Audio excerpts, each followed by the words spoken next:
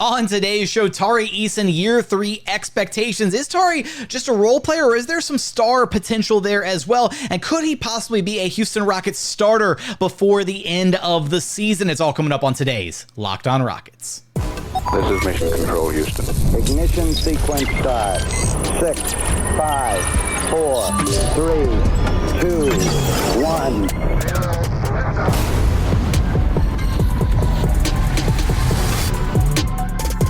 What's up, and welcome to another edition of Locked On Rockets, your daily podcast home for everything Houston Rockets basketball. As always, I'm your host, Jackson Gatlin, native Houstonian and credentialed media member. I'm also the host of Locked On NBA Mondays. Be sure to follow along wherever you listen to your podcasts, or on YouTube, just search Locked On Rockets, like, comment, subscribe, all that good stuff. Now, today's episode is brought to you by Game Time. Download the Game Time app, create an account, and use code LOCKEDONNBA for $20 off of your first purchase. Terms apply. Download Game Time today. What time is it? It's game time. And as always, of course, thank you so much for making Locked On Rockets part of your day every single day, whether it's on your way to work, on your lunch break, in the gym. Thank you so much for being an everydayer. Joining us now is your weekly co-host, NBA draft enthusiast, and diehard Houston Rockets fan, Madison Moore. You can track down on Twitter at MadmanLeaks. Here to talk about the number one dog on the Houston Rockets roster. Coaches are dogs. All the players are dogs. I'm a dog. That's just what it is. Tari Eason, who is getting ready to start his third season with the Houston Rockets. Although, if you're watching on YouTube, I put third season in like quotation marks because the dude missed 3/4 of his second season. Yeah. So this is kind of like it's a little bit of a weird year, right, for Tari Eason, Madison, when we look back on, obviously he's been incredibly productive, incredibly impactful in the minutes that he's played, in the games that he's played so far, even playing on a bum leg for 20 some odd games last season. But it's a weird year, right? Because first off, he is the oldest member of the Rockets core 7. And on top of that, he missed his second season, 75% of it. So it's kind of just a weird spot for Tari to be in, even though we know what he's capable of. Like, he's kind of been out of the picture for so long, you kind of forget like he's an important element of this Rockets team. Yeah, man. It was very unfortunate what happened to Tari last year. But, if anybody was going to go through something like Tari went through and come back with a vengeance, come back and I have like absolutely no worries about him coming back, being the same player he always has been, it's Tari Eason, man. It's this guy. This guy, like you said, is a dog. I expect him to pick up right where he left off and be competing for minutes, and to be challenging guys for starting positions, to really make an impact when he steps on the floor. Because even when he was dealing with that nagging injury, Tari Eason was finishing games. You know what I mean? Like Tari, that's what Tari does. He does, his motor is his special talent, and that thing never shuts down. Tari will run himself into the dirt, and I expect him to come into training camp and do the same. Challenge guys for minutes, get on the floor, make an impact, get deflections, and be Tari Eason. And so I'm not worried about him at all. It's unfortunate we didn't get to see him the whole season. We really could have used him down the stretch, but I'm happy to have him back, and I'm happy to see if he can really, we know he's going to be a consistent rotational player, but I want to see how can he challenge for starters minutes? Can he challenge for 20 plus minutes a game? That's what I'm really excited to see Tari this year. You mentioned his motor, right? And that is one of his like elite traits that he brings to the table is, and I think it's an underrated thing when we talk about players and sometimes when we go through draft profiles and stuff, we talk about players' motors. We talk about their ability to play high intensity for long periods of time, right? And Tari is a guy who does not quit, and I think that's an underrated thing when we talk about NBA players and what they bring to the table is bringing that level of intensity for every second that you're on the floor means something, right? That matters, and that shows up in the eye. It's something that doesn't show up in the box score sheet, whatever, but it's something that coaches pay attention to. It's something your teammates pay attention to. It's something the opponents notice, and it's something fans notice too, because when Tari's out there, you feel his impact. You know that Tari Eason is on the floor when he's out there, but it made me think, I gotta embarrass myself here for a second. It made me think of a moment from his rookie season where sometimes, in a media scrum, whatever, practice, you're trying to you're coming up with a question, you're trying to figure out how to word it, how to phrase it. And I was kind of 70% of the way through a question, trying to figure out how to phrase it to Tari. And it was basically something along the lines of are you worried about like hitting the rookie wall? Kind of like, do you have to worry about like, pulling back the energy at times to make sure you have something left in the, and he like didn't even let me finish the question. He was like, why would I like reserve energy or something? Like he straight up cut me off as it was like the dumbest question ever. And I was like, you know what? All right. That's my bad. All right, cool. Like you're not about that. I understand. Okay. He hadn't even thought about it. It was he hadn't even crossed his mind. He was like, what? No, all gas, no brakes every second that I'm on the floor. And that's just who Tari is. But I do think that from this past season, it's tough too, because to kind of like even reflect on this past season, because we only got the 20 game sample size, right? And I think that there wasn't enough to really learn to see, because I mean, hell, we can even go back to, we just talked about Jabari in our last episode, and one of the things we highlighted was Jabari went through some learning curves, some bumps and bruises, with Ime Udoka and company kind of growing and adapting over those first, 10, 15, 20 games or so. It's, I guess Tari didn't even have the time to grow or to evolve in year 2. I shouldn't put the air quotes on year 2. It was year 2. My bad. We're saving that for year 3, whatever. He didn't have the time to evolve because it was only a 20 game sample size, right? We didn't get to see Tari really grow his game further. So for all intents and purposes, his year 3 is kind of his year 2, it feels like. Yeah, I think there's a lot of stuff. And, when you're coming back from injury, you kind of take it easy when you come in. You may want to take it easy. We don't think Tari will do that, but it's normal for guys to really kind of. It is worth noting just really quickly on the injury front, right? At least for everything that I understand is he is still fully on track and ready to go on pace for training camp. There's no issues. We've seen him hooping a little bit over the off season, but there has been nothing has popped up as far as his, rehabbing process for anything of concern. It was such a weird one-off injury, and then it's good. And again, he was one of only 10 players to play all 82 games his rookie season. So I don't think Tari's definitely not a guy who's going to be like injury riddled or, an injury concern guy for his career. Yeah, well, yes, we hope not, and we hope know. Not. Knock on wood. Yeah, sorry, my bad. Yeah, we hope not. Yeah, but we trust Tari to come in. But you're right. It's unfortunate we haven't seen how Tari really improved. But I will say, in those 20 games, Tari seemed to learn how to make a layup, because his rookie year that really was on his neck. It was the amount of layups he missed, but Tari seemed more more composed when going up to the rim, because sometimes you could just see him, he running on fumes, and is just trying to get the ball up on the rim, but you could tell that things kind of slowed down. He was still getting at those deflections, that offensive production, still hitting the boards hard, but now he was converting those layups at a much higher clip. And then we start to see that he was adding a little bit more creation to his game. So, some things that we hadn't seen yet from Tari before his season got derailed. So we're hoping that we can see that in his real year 2, the finish of his year 2, that he can kind of build on those things that he was already bringing to the table. And talking about building on those things, one conversation that I think we got to talk about here is looking at Tari, looking at his skill set and everything. Do we expect is Tari Eason just a role player, or is there something more there? Is there some star potential hidden with Tari Eason, as well as could he be a possible starter by the end of the season? We're going to get there in just one moment. First, today's episode is brought to you by eBay Motors. Passion, drive, and patience. The formula for winning championships is also what keeps your ride or die alive. eBay Motors has everything that you need to maintain your vehicle and level it up to peak performance. Superchargers, roof racks, exhaust kits, LED headlights, and so much more. Whether you're into speed, power, or style, eBay Motors has you covered. With over 122 million parts for your number one ride or die, you always find exactly what you're looking for. And with eBay Guaranteed Fit, your part is guaranteed to fit your ride every time or your money back. Because with eBay Motors, you're burning rubber, not cash. With all the parts you need at the prices you want, it's easy to make your car the MVP. Keep your ride or die alive at ebaymotors.com. Eligible items only. Exclusions apply. eBay Guaranteed Fit only available to U.S. customers.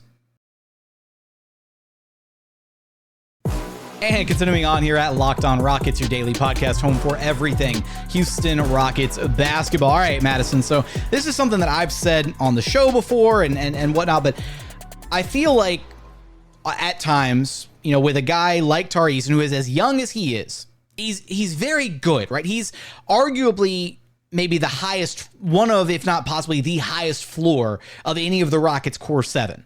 just because he's just so good already, so impactful. He could be a starter and be elite at a couple different things right now, right out of the gate. Part of that has to do with him also being one of the oldest member of the core 7, right? So he's a little bit more matured, fully developed, all that, whatever you want to call it.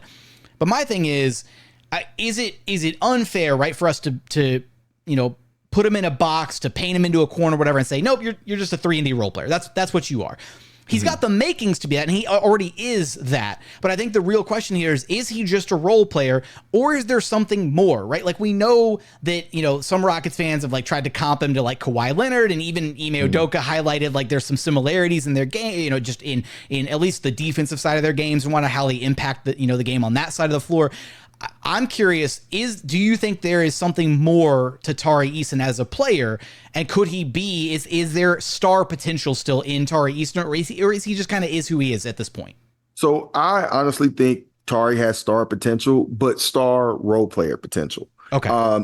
There's often a negative connotation assigned to role player, but there are tiers to role players as well. You know who's a star role player? Draymond Green. You know what I mean? Like, that guy plays a specific role on that team, and he does it so well that it is a all-star level impact. And I can see Tari Eason reaching those levels. All-star role players are guys like Iguodala, right? Sean Marion, right? These guys with this tremendous impact on the game. You can trust them in big time situations, and they impact the game in multiple ways. And right now, I think, from what we've seen from Tari on the court, I think he's more on that trajectory if he's to reach that all-star level. Now, that's not to discount him becoming something more. A lot of people have, comped him to Kawhi because of the measurables and the defense. But for me, I think that's outlier development. Those guys are the outliers, right? And not to say that Tari can't be an outlier. It's just not something that I would,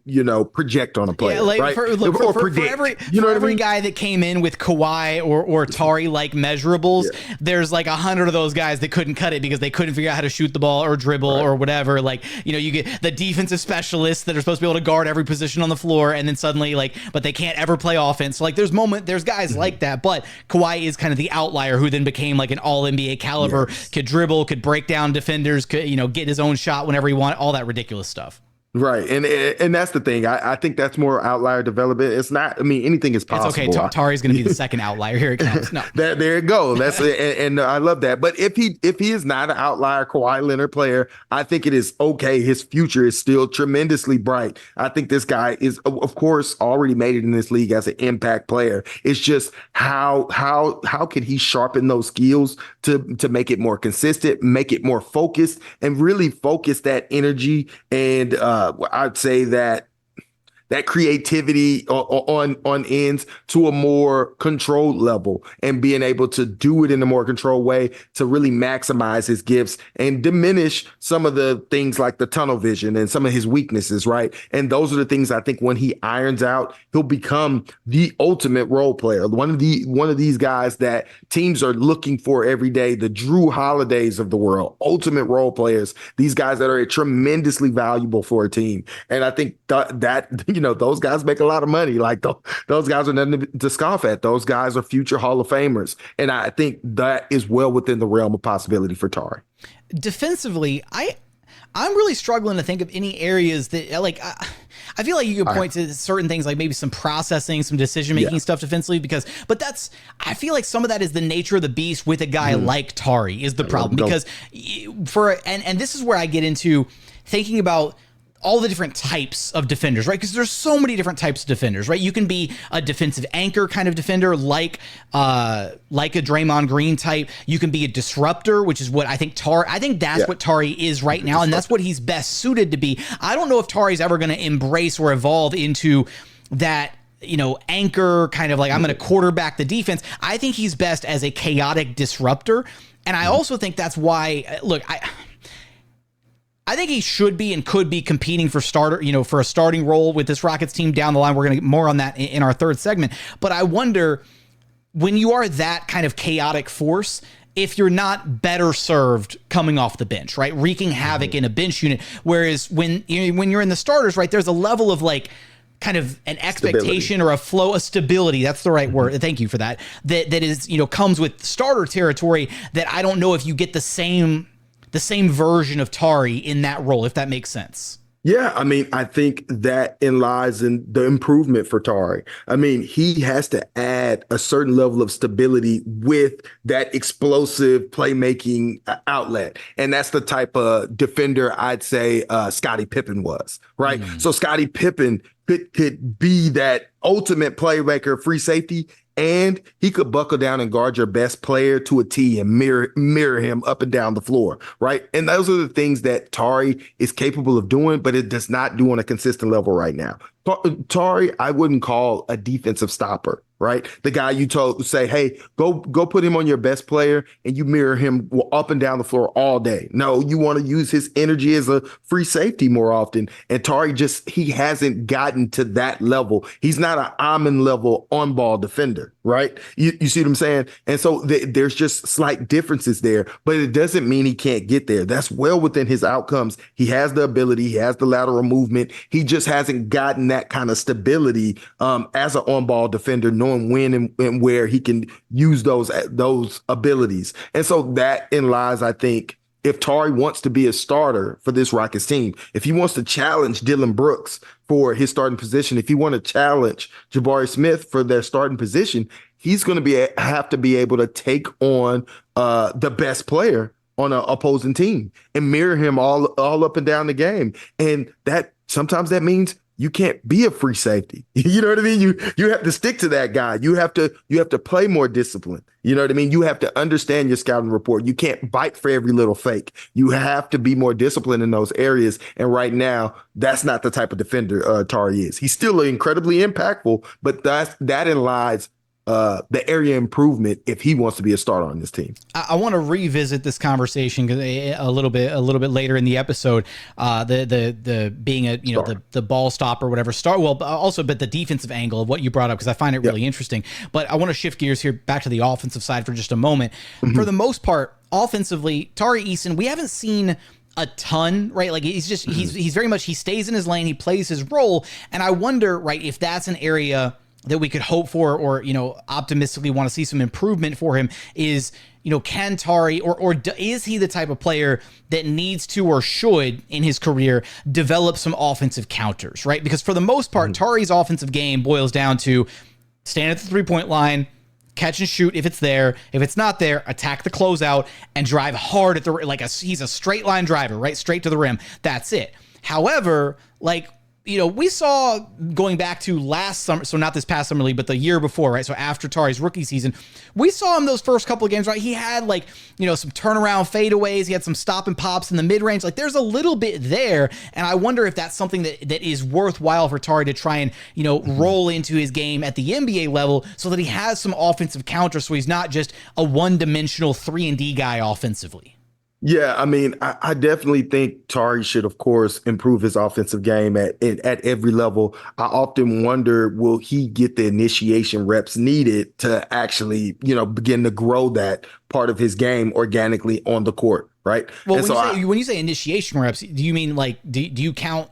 What do you mean by initiation reps? I mean, him initiating the offense and creating shots for not just himself, because that's typically when you need counters, when you're trying to create a shot for yourself, right? If the ball is being swung to Tari as the outlet release valve, I think Tari can take the open three or take a guy off a dribble and attack a closeout. I think Tari is great at those type of things. And I think that is where Tari is right now. What he needs to add to that is maybe not a counter, but to kind of take the blinders off and find teammates when he's broken down the defense. Maybe that was the better way to describe it, and not necessarily counters, but just being able to do more that is out a counter, of the. Okay, my bad. All right. Yeah, you're right. Okay, just thinking about those moments, because you're right. It is the blinders, right? It's that, okay, the 3 ball wasn't there. Cool. I'm driving straight into the teeth of the defense. And the thing is Tari's so big and strong that sometimes he's still able to get through the contact and lay it in or draw a foul, whatever. But it's that next level of processing, right? Figuring out, okay, if I drive and take 1 or 2 strong dribbles and force the defense to rotate in, then my next pass is out to the weak side corner, right? And boom, that's a wide open 3 ball, or we keep the defense rotating, right? Move the ball, then that person passes to the next guy for an even better shot. That's, I think, the next step for Tari. If he could add one thing offensively, it would be understanding that and being able to add that into his game would, I think, take him to the next level as far as just what he brings to the table offensively. Yeah, definitely agree. You almost feel like, man, you'll see Tari get this incredible steal and have a two on one break, and Tari's like, man, I'm about to dunk on him. You know what I mean? And it's just like, yes, we love to see you dunk on him, but maybe, just make the easy pass. You know what I mean? But that I love that mentality. I don't know how many times we've seen that move where Tari, he's going in 2-on-1 and he does the over the shoulder. Like we know it's coming. Tari's like, bro, I'm getting this up, man. I got this steal. It's going up. And I get his mentality, but that's what comes with like maturing with the game and also understanding, bro, like you're playing on a extremely talented team, right? And you guys have to trust each other to make those passes. So when you're streaking on the break, they make that pass to you as well. And you know what I mean? That just really facilitates the offense. But I think Tari's fine. Like he's not a selfish player at all. That is just what his motor comes with. That's he is hyper focused on getting to the basket and putting a lot of pressure on that. And I love that about him. Could Tari Eason be a starter for the Houston Rockets at some point this season? What would need to happen for Tari Eason to enter the starting lineup? We're going to get there in just one moment. First, today's episode is brought to you by BetterHelp. Look, kids are always learning, growing, developing, but as adults, sometimes you lose that childlike curiosity, right? What's something that you'd maybe like to learn about? Could be gardening, could be picking up a new language, or maybe it's finally how to beat your best friend and pick up down at the park, right? Therapy can help you kind of reconnect with your sense of wonder because your back to school era can come at any age. Look, I've done therapy in the past, and I found it to be an incredibly cathartic experience to have a professional, kind of unbiased third party kind of walk me through some of the stuff that I was dealing with in my day-to-day life, right? So if you're thinking of starting therapy, give BetterHelp a try. It's entirely online, designed to be convenient, flexible, and suited to your schedule. Just fill out a brief questionnaire to get matched with a licensed therapist and switch therapists at any time for no additional charge. Rediscover your curiosity with BetterHelp. Visit BetterHelp.com/LockedOnNBA today to get 10% off of your first month. That's BetterHelp, HELP.com/LockedOnNBA. And final segment here at Locked On Rockets, your daily podcast home for everything Houston Rockets basketball. All right, Madison, so you brought it up a moment ago, and I want to make sure we close out the episode with this because I think it's a very important conversation to have regarding Tari Eason is, his chances of entering the Rockets starting lineup at some point this season. Now, I think a lot of people have always looked at Tari as kind of the heir apparent to eventually one day take over that starting small forward spot. I think the point you brought up, though, is a really important one, right? Dillon Brooks is the Rockets' go-to ace defender in the starting lineup.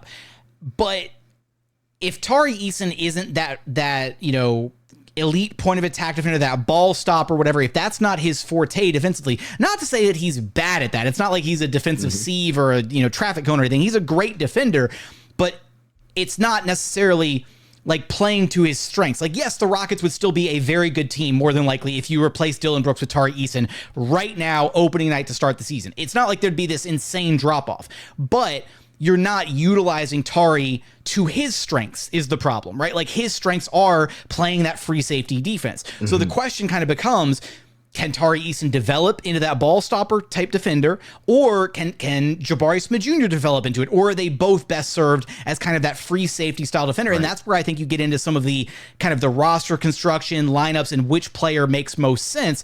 So how do you feel about that?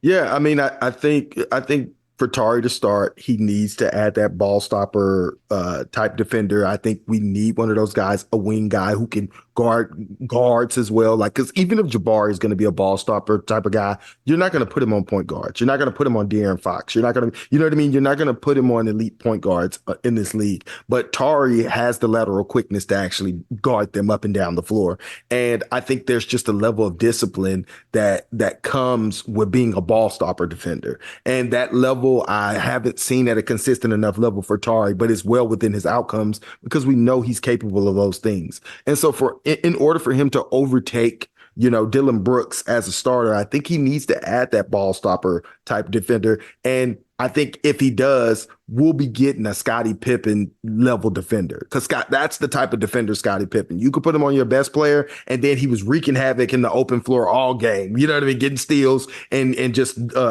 the open floor all game. And I think that is the delicate balance Tari has to strike with his game. That's what a matured game Tari Eason looks like to me, right? That type of defender. He also needs to continue to improve his three-point shooting at a higher volume. Right now, Tari has been a serviceable shooter, a very good shooter. He's done an amazing job, especially from his projection so far. But teams are still not respecting him enough to close out at a high enough clip. And that's what this all about. It's not about just making them. For what it's worth, his rookie season, he shot 34.3% on 2.1 attempts per game. This past season, in the 22 games that he played, he shot 36% on 2.3 attempts per game. Right? That is like almost no volume. Yes, very little volume, but also for the minutes that he's getting, it probably, if he increases minutes, we probably could see double that, right? Yeah. If he's but yes, he needs to get it up to 4 to 5 attempts, right? He needs to be and it needs to be a legitimate threat that guys close out on, right? He needs to be a scouting report threat from three, and right now he's not, unfortunately. Right now he's not, and that doesn't mean he can't get there. But those are the type of things that he needs to, for me, improve to threaten Dillon Brooks' spot in the starting lineup. I think when you start looking, because there are two very clear candidates to potentially kind of overtake Dillon Brooks, and Tari Eason's one of them, and Amen Thompson is the other one. Now, I think Tari Eason is maybe the more complete player right now. He's the more seamless switch for Dillon Brooks, because you'd be able to, and again, this is just, if Dillon Brooks get traded or whatever, I don't think there's a world where the Rockets would bench Dillon Brooks in favor of one of Tari Eason or Amen Thompson. I don't think that Dillon Brooks would still be on the roster if one of those two guys is starting. It would have to probably be by way of them trading him ahead of the deadline potentially. But I start thinking about, okay, well, Tari, he slots in offensively, does basically the same thing Dillon Brooks does. Like, Dillon Brooks might maybe a little bit more versatile offensively, a little bit more comfortable going, attacking off the catch, that kind of thing, driving in, less of the blinders at times when he's, good Dillon Brooks. But then Amen Thompson, a much more versatile piece in the sense that he is a lot more dynamic, does a lot more different things, but his Achilles heel right now does not have the shooting. So I think a big part of this is, for one of Tari or Amen to challenge for that starting spot, I think it's actually almost weirdly contingent on other guys and how they develop as the year goes along. Like, for example, if Sengun is shooting the three ball at a like respectable clip this upcoming season, if he's, shooting the three ball at 33, 34% or something, and defenses have to honor that, I feel like Amen Thompson should be in the starting lineup yesterday, because then you're down to only one non-shooter in the lineup if defenses actually have to close out on Sengun, and Amen can continue to dominate that dunker spot. Yes. Yeah, I mean, I completely agree. I mean, I think that is really contingent on, contingent on the other guys, adding that 3-point shooting as well as Jalen Green being more consistent from beyond the arc, right? And so, but Tari, I think, has a chance to affect that himself, because he's close enough. Go ahead. Can I flip this? Because this is actually, we were talking about Tari versus Dillon and all that. What would Tari have to do to beat out Amen Thompson for that starting spot? Can he? Is it possible? I think he can, but he has to do the things that we said. He has to be a defensive stopper, because right now Amen Thompson is a defensive stopper. Yeah, you know what I mean. Amen Thompson is that guy right now, but he doesn't have the shooting is the problem. And that's kind of the holdup on Amen. Although we saw Amen hit a couple threes in those highlight clips from the Jalen Green scrimmage in LA. So I don't know, man. If Amen Thompson can even shoot 30% on standstill 3-pointers, put him in the starting lineup opening night. I don't care. I mean, to me, I still don't want Amen taking shots. He's not going to be respected for beyond the arc. Yeah. And I just think he's so far away right now from having a consistent 3-point shot. I think Tari is closer, and it's more realistic for Tari to reach that height as a 3-point shooter and as an on-ball defender. Like, it's more realistic. I wouldn't be surprised if Tari came in and really, was shooting, 36, 37% from 3 on 6 attempts a game, 4 attempts a game, right? And also added that on-ball defense to his game. Tari's closer to the on-ball defensive stopper than Amin is to being a knockdown or at least a respectable 3-point shooter at this point. And that equals to me that in order for Tari to beat these guys out, it's in Tari's hands. And in order for Amin to beat him out, it's in the other guys in the starting lineups hands to develop that 3-point, right? And so it's just like, Tari, it's up to you. But if these other guys come up in that they don't need the 3-point shooting as much, then I think Amin's going to win it, because Amin is just that special of a defender, and he offers a dunker spot verticality that just not many guys on this team really can offer. And it's really amazing that we love the chemistry between KJ, shout out to KJ and his athleticism. And then we got a guy just as dynamic and just as offensive with all the defensive package as well. So it's really interesting. But yeah, I think though that lies the crux here. And, we shouldn't count out, if other guys are underperforming, there may be situations where both of them start, where Tari and Amin get on the floor, whether it be for Jalen or Jabari Smith, if these guys aren't progressing in the ways and Tari and Amin are taking leaps in ways that we had not expected. You know what I mean? I think this lineup will be wide open. At least as it stands right now, Tari and Amin are more than likely going to, unless barring something crazy happening, they're going to start the season coming off the bench. Mm-hmm. Here's the real question. I'm curious where we get here, and I'm curious if you're listening, watching on YouTube, I want your thoughts in the comments too. We know how impactful both of those guys are in a variety of ways, mostly on making their names on the defensive end, both Tari and Amin. Who do we think gets more run as a bench player this season? That's a tough one, right? Like, who deserves more of the minutes? Like, or who will ultimately get the more of the, like, because I feel like, and we haven't done, we're at some point soon, we're going to do an episode like tackling like lineups and rotations and trying to figure out how Ime is going to balance these minutes across the board. That's going to be a headache of an episode to try and put together, because I don't even know how. Like, there's so many mouths to feed, and there's so many guys who have legitimate claims to minutes on this roster, but I don't know. And it might be something as simple as it might just be situational. Like, one night Tari gets more minutes, one night again Amin gets more minutes. But I think just their sheer impact, like, how can you keep either of those guys off the floor, right? They are such winning players, and they impact the game at such a high level. Yeah. I mean, I lean towards Amin. Amin just is... right now has this Swiss Army knife. He does a lot of those things. Mm-hmm. And if you really you need scoring, you need spacing that much, then I think Tari will win out. But right now, I think Amin affects the game in so many different ways. And, I think Amin was just a rookie. They're kind of competing for the same minutes is the other thing to consider too, because right. So, but I think they can play together though, right? You know what I mean? That's they can play together. I'm just trying to figure out like how you balance it all, right? Because you think about the glut of guards that the Rockets have, in the sense that it's Fred and Jalen eating up 30 plus minutes a night. Then Reed Shepherd's going to get a little bit. You've got Cam Whitmore out there as well. Mm-hmm. And that's kind of your guard rotation. Yeah, Amin can get some minutes at one of the guard spots, but they used him basically on the wing last season. So you start looking at your wing core, and it's Dillon, Jabari, Amin, and Tari. And so then, like, which one of those guys is going to get the short end of the stick? That's the part that I find so hard to balance. Dillon Brooks, he'll get it. He'll come in and start and the first quarter. Rocket fans are going to be so out on Dillon Brooks like 5 games into the season. It's going to be so sad to see, because Dillon Brooks was such a big part of this Rockets turnaround. He is such a, like, genuinely one of the nicest guys. Like Dillon Brooks, Dillon the villain is a character that he plays, right? It's a persona. It's just like Kobe with the Mamba mentality, all that, whatever. Like, Dillon is such a nice guy, genuinely, like, having had the chance to interact with him off the court and stuff like that. But like, it sucks because like he became a fan favorite last year. Like, Rockets fans love the guy, but I hate it because I can already see it happening. Rockets fans are about to turn on Dillon Brooks in the worst way, and he does not deserve it. Yeah, it's going to be bad. Yeah, man.